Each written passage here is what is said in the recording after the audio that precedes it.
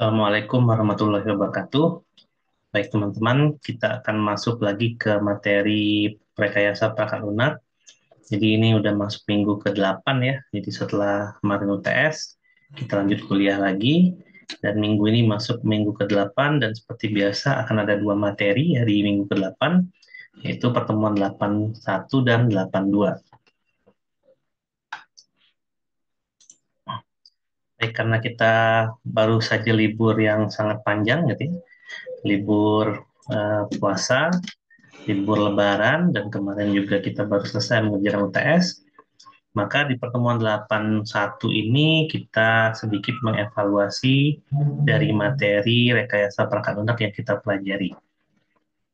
Namun sebelum itu kita lihat dulu hasil daripada UTS kemarin ya. Baik, ini adalah hasil dari UTS kemarin. Kebetulan saya mengampu beberapa kelas ya. Jadi kelas A dan kelas B, ada dosen yang lain juga yang mengampu kelas C, D, dan E, serta saya juga mengampu untuk kelas karyawan ya. Jadi untuk teman-teman kelas karyawan ini adalah nilai keseluruhan dari semua kelas RPL, baik reguler pagi dan reguler sore, kecuali kelas E ya, karena kelas E dihandle oleh Pak Yulison dan beliau ada soal sendiri, namun soalnya masih mencakup dengan materi yang kita pelajari selama ini. Jadi di sini adalah total keseluruhan dari 5 kelas yang soalnya sama gitu ya. Jadi kita lihat di sini ada range antara 38 sampai 85. Ya, grafiknya cenderung ke kanan, ini bagus dan normal ya. Rata-rata poin adalah 66,95 mendekati 67 dan nilai tengah juga 69. Jadi antara rata-rata dan nilai tengah ini tidak terlalu jauh ya, hanya berbeda 2 poin. Maka dapat dikatakan ini sebaran nilai sudah normal ya. Dan nilai yang dominasi itu mungkin ada di 74 atau 75 ya, sekitar 11 orang. Nah, ini nilai yang sudah normal ya kalau dalam pembelajaran. Namun harapannya ya nilai median dan nilai rata-rata itu bisa sampai di angka 70 sebenarnya. Namun ini udah capaian yang lumayan baik ya bagi evaluasi kita di ujian tengah semester kemarin.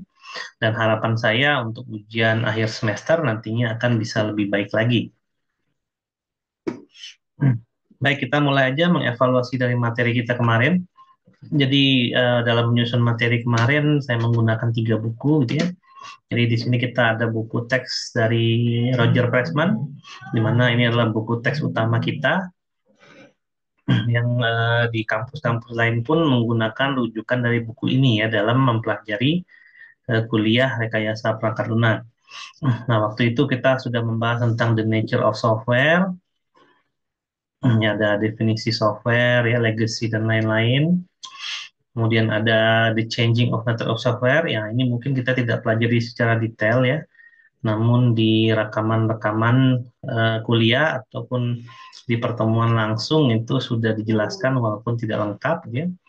Nah, untuk teman-teman bagi yang ingin membaca, saya sarankan ya, apalagi kita memang ada di dunia akademik ya, formal, maka boleh membaca buku ini dan buku ini juga sudah saya share ya. Lalu di chapter 2 kita juga waktu itu sudah mempelajari tentang software engineering ya. Jadi setelah kita ngomongin apa itu perangkat lunak ya, perangkat lunak adalah suatu benda yang intangible di mana terdiri dari 3 bagian. Yang pertama instruksi komputer, lalu data dan dokumentasi ya, itu secara umum. Lalu ada application domain, aplikasi itu ada banyak ya perangkat lunak, termasuklah itu di dalamnya adalah game, perangkat lunak AI, computer aided software engineering, operation system, embedded system, dan lain sebagainya. Dan kita juga mempelajari legacy software, di mana software itu eh, tidak bisa yang namanya berdiri sendiri gitu ya. Pasti dia ada legasinya, artinya software itu dikembangkan dari yang sekarang sampai yang akan datang. Software-software yang beredar saat ini itu berasal dari software-software yang sudah ada dari zaman dulu gitu ya. Dan beberapa aplikasi yang paling dominan ya mengenai zaman sekarang itu adalah mobile application, web apps, ya, cloud computing dan product line software. Product line software ini seperti lini produk ya. Jadi aplikasi lini produk itu seperti Microsoft Office, terus aplikasi WhatsApp, Instagram, dan lain sebagainya itu masuknya ke produk lain software ya, sosial media, e-commerce itu masuknya lini produk. Terus cloud computing juga ada, ya kita ngomongin Google Spreadsheet gitu ya, itu semuanya adalah cloud computing. Terus mobile application, kita install aplikasi mobile di handphone smartphone kita. Terus ada web apps ya, kebanyakan itu adalah jenis-jenis dari application domain yang paling banyak. Lalu kita membahas tentang software engineering, di mana di situ kita membahas tentang software proses ya, kalau masih ingat. Nah, di situ kita mempelajari soal proses framework, di mana proses framework itu ada yang namanya activity. Yang kita ketahui activity itu adalah requirement, gitu ya, design, ya, implementasi, testing, operasional, dan maintenance yang kita pakai. Kemudian ada task, gitu ya, ada proses ya di dalamnya, ada proses framework ya, yang kita tinggal ikuti saja langkah-langkah tersebut. Dan biasanya software proses kita implementasikan sesuai dengan software development life cycle yang kita gunakan. Lalu ada umbrella activity, yaitu aktivitas pelindung. Waktu itu kita juga udah bahas ya, ada banyak sekali aktivitas pelindung, di mana aktivitas ini yang akan nantinya menjamin perangkat lunak yang kita buat itu menjadi bagus, gitu ya. Ada risk management, ada change management, ada uh, manajemen konten, ya artinya konten di sini adalah manajemen kode, gitu ya. Terus ada macam-macam, gitu ya. Ada manajemen kontrak dan lain-lain. Kemudian ada software engineering practice. Nah, ini mungkin kita tidak bahas tentang dengan detail ya, tapi di video perkuliahan dan di perkuliahan langsung itu sempat beberapa kali disinggung ya mengenai practices-practices dalam mengimplementasikan software engineering. Karena yang namanya proses rekayasa itu adalah memastikan semuanya berjalan dengan lancar, gitu ya. Memastikan bahwa perangkat lunak yang kita buat itu dapat dipakai oleh user. Nah, itu adalah tujuan dari software engineering. Tentu di dalamnya ada berbagai macam kondisi gitu ya. Ada kondisi politik, kondisi bentrok ya, dan lain sebagainya. Nah, disitulah seninya gitu ya. Dan ada praktisisnya. Kalau bertemu kondisi seperti ini, solusinya gimana gitu ya, dan seterusnya. Nah, ini mungkin kita tidak bahas detail, tapi hanya kita contohkan saja. Lalu ada mitos juga terkait software development ya. Itu juga kita udah bahas, ada juga di slide. Dan yang tentu saja ya, untuk teman-teman yang memang pengen tahu secara detail bisa membaca buku ini. Lalu ada software process structure juga di chapter 3, cuman ini kita nggak bahas terlalu banyak ya. Jadi ada macam-macam di sini, ada generic process model dan lain-lain. Nah, yang pasti kita bahas adalah proses model ya. Dimana kalau kita ngomong software proses itu kan intinya ada empat ya. Jadi ada yang linear, ada yang paralel, ada yang iteratif, dan ada yang evolutionary. Kemudian itu diterjemahkan dalam yang namanya software development life cycle. Yang kita pelajari ada waterfall, gitu ya, kelebihan dan kelebihan, gitu ya. Lalu ada incremental, evolutionary, dan seterusnya. Nah, di sini juga ada beberapa proses model yang bisa kita gunakan untuk perangkat lunak yang spesial ya. Jadi di sini ada specialized proses model. Memang di perkuliahan kemarin kita tidak terlalu banyak singgung ya, tapi kalian bisa baca di sini. Jadi di sini ada yang namanya component based development, ada formal method model, dan ada aspect oriented software development. Nah, di mana masing-masing model ini biasanya terkait dengan ada yang terkait dengan tujuan pembuatan perangkat lunaknya, misalnya aspek oriented. Ada juga terkait dengan software yang mau dikembangkan menjadi lebih baik lagi, itu ada di component based modeling. Ada juga perangkat lunak yang memang banyak hitungan-hitungannya, jadi ada formal method model di sini, gitu ya. Kemudian ada proses model itu Unified Process, ini cikal bakal daripada UML. Daripada rasional modeling ya. Jadi daripada rational modeling itu adalah unified process.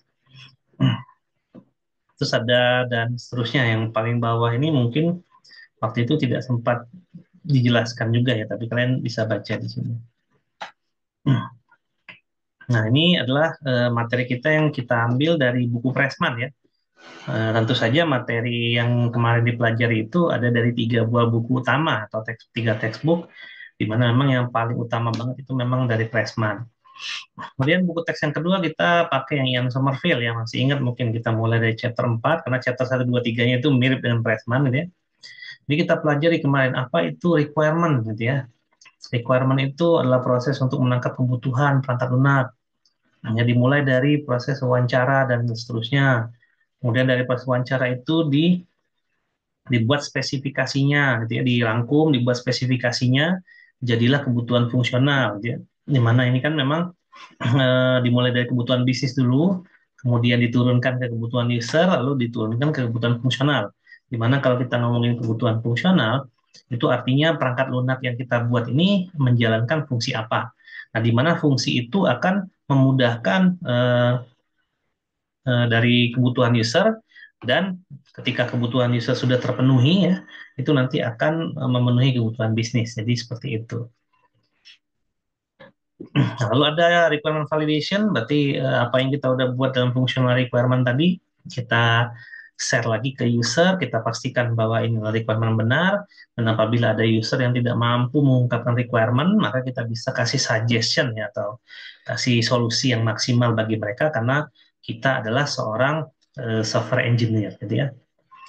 Nah, lalu ada beberapa dokumen yang bisa dipakai di sini ya, salah satunya adalah software requirement specification. Nah, untuk dokumen sendiri kita juga udah pelajari di pertemuan-pertemuan terakhir ya. Lalu ada sistem modeling. Nah, ini bagaimana cara memodelkan perangkat lunak. Memang di sini ada banyak cara memodelkan, dan biasanya ini akan dibahas secara detail di mata kuliah yang lain. Di semester ini kita ada mata kuliah analisis dan perancangan perangkat lunak, serta nanti di semester depan itu nanti akan ada mata kuliah pemodelan perangkat lunak khusus untuk membahas modeling saja.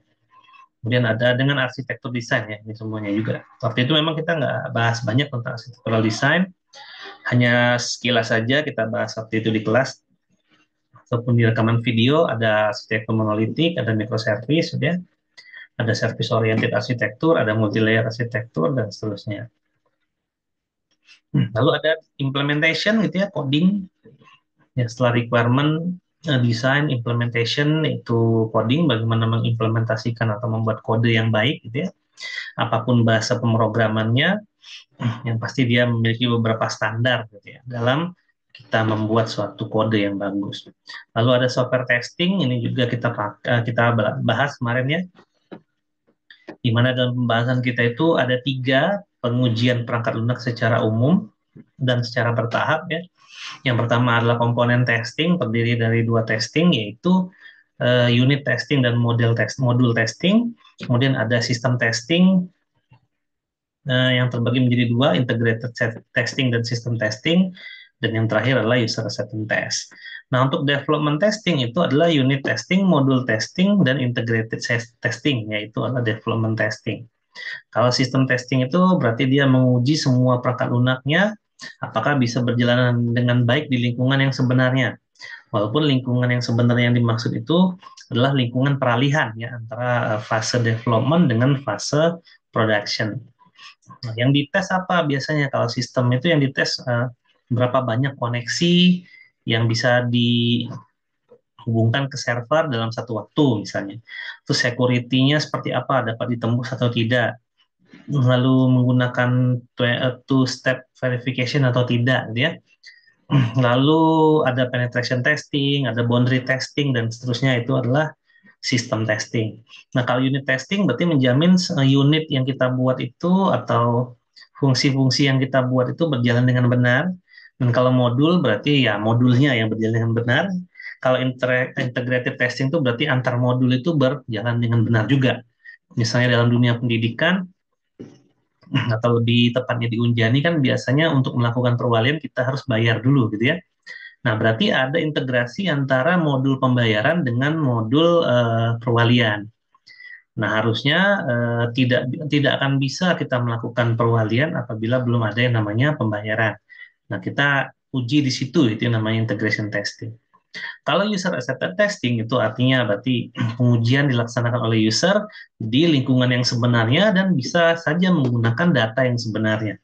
Kalau development testing belum tentu data yang digunakan adalah data yang sebenarnya, tapi data yang digunakan itu bisa saja adalah data dummy yang sudah dipersiapkan untuk kebutuhan menguji aplikasi. Nah, waktu itu kita juga udah bahas bahwa menguji unit atau modul itu ada dua cara. Yang pertama dengan cara white box ya, dan yang kedua dengan cara black box ya. White box berarti kita membongkar isi seluruh kode. Kalau black box kita menutup mata terhadap fungsi itu, yang penting inputnya apa dan outputnya apa itu sesuai dengan yang kita harapkan. Nah, ini kemarin materi yang kita jelaskan di kelas itu saya banyak ngambil dari buku Ian Sommerville. Lalu ada juga bukunya Eric Braud. Eric Braud ini memang partnya cuma 7 tapi babnya banyak gitu ya. Nah, ini juga kita ambil beberapa di sini. Nah, untuk beberapa bagian ini memang ini bukunya sangat detail dan praktis banget ya. Jadi kalau misalnya teman-teman mau belajar UML, itu kalian bisa lihat di sini ya. Namun untuk RPL sendiri yang nggak saya ambil dari sini, untuk UML-nya itu ada di mata kuliah lain aja kita pakai, di mata kuliah APPL atau di mata kuliah pemodelan perangkat lunak nanti ya. Tapi ini adalah buku RPL sebenarnya untuk Eric J. Braud ini, di mana dia judulnya adalah Software Engineering Modern Approach atau pendekatan modern. Dan ini yang biasanya dilakukan dalam pendekatan-pendekatan modern, gitu ya. Nah, ini buku bagus, bisa teman-teman baca dan sudah mencakup dari awal-awal materi kita di RPL. Jadi kalau kita ingat-ingat lagi ya, ini adalah semua materi kita selama setengah semester ke depan, ke belakang ya. Oh ya, untuk Agile Development dan Scrum itu ada di bukunya Pressman ini ya. Kalau saya nggak salah ada di chapter 5, cuman saya lupa masukin di sini ya. Jadi chapter 5 itu ada Agile Development ya, di dalamnya itu ada Scrum dan teman-temannya. Jadi untuk Agile dan Scrum itu ada di bukunya Pressman. Nah, jadi sebelum UTS ini, itu adalah materi-materi dasar ya dalam software engineering. Nah, setelah UTS ini mungkin kita akan mempelajari banyak materi yang sifatnya advance. Dan kalau teman-teman yang belum bekerja, biasanya teman-teman mungkin masih bingung ya bagaimana cara menerapkan teori itu di dunia nyata. Tapi bagi teman-teman yang sudah bekerja, mungkin tidak bingung lagi menerapkannya karena memang istilah-istilah dan teori-teori yang ada pada materi RPL ini kebanyakan secara prakteknya itu dikerjakan juga atau dilakukan juga gitu ya. Nah, misalnya kita ngomongin nanti kita ngomongin software quality gitu ya. Nanti kita ngomongin reuse software ya, software yang dipakai lagi. Kita ngomongin forward engineering, nanti kita ngomongin backward engineering dan lain-lain. Dan memang selama kuliah itu bisa jadi kita tidak menerapkan teori itu dalam kehidupan di perkuliahan.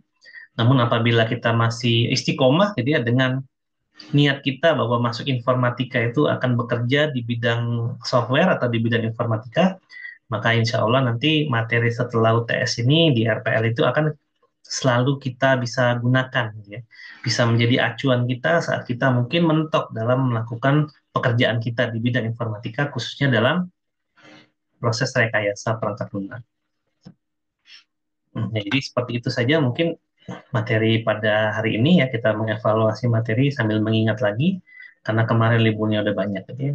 Dan nanti karena di minggu ini ada dua pertemuan, nanti pertemuan kedua kita akan mulai lagi dengan materi yang baru. Itu saja. Terima kasih bagi teman-teman yang sudah menyaksikan video ini. Saya akhiri. Wassalamualaikum warahmatullahi wabarakatuh.